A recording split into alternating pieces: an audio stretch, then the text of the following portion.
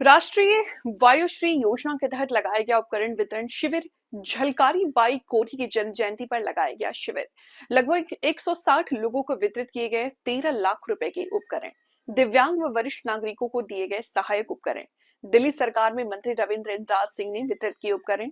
सामाजिक कल्याण, SC ST कल्याण, चुनाव सहकारिता मंत्रालय की ओर से वितरित किए गए सहायक उपकरण। वक्त मेरी मौजूदगी कुतुबगढ़ इलाके में है, जहां पर दिल्ली के कैबिनेट मंत्री रविंद्र इंद्राज द्वारा उपकरण बांटे गए हैं 160 दिव्यांग और बुजुर्गों को। आपको बता दें, सामने आप तस्वीरों में देख सकते हैं 160 लोग मौजूद हैं, दिव्यांग और बुजुर्ग, उनको उपकरण बांटे गए हैं। झलकारी बाई कोरी जी के जन्म दिवस के उपलक्ष्य में ये उपकरण बांटे गए हैं और इस तरीके के कहीं ना कहीं लोगों को फायदेमंद साबित होते हुए नजर आ रहे हैं। और रविंद्र इंद्राज ने यह भी कहा कि आसपास में अगर कोई बुजुर्ग या कोई दिव्यांग व्यक्ति है इस प्रकार के जिनको उपकरण की जरूरत है, आकर हमें बताएं, ताकि हम ये जो सहायता जो हम पहुंचा रहे हैं दिल्ली वासियों को, ये लगातार उन तक पहुंचती रहे।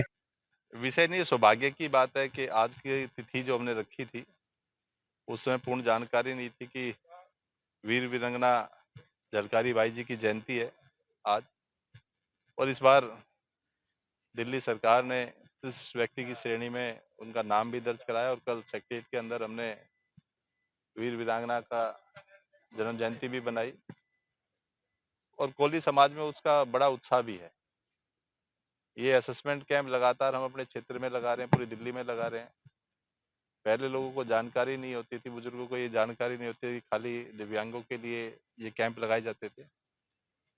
पर जब से मैंने मंत्रालय संभाला है तो उसमें जब उसको समझा या एसेस किया तो उसमें लगा कि ये लाभ तो हर वर्ग के हर व्यक्ति को दिया जा सकता है।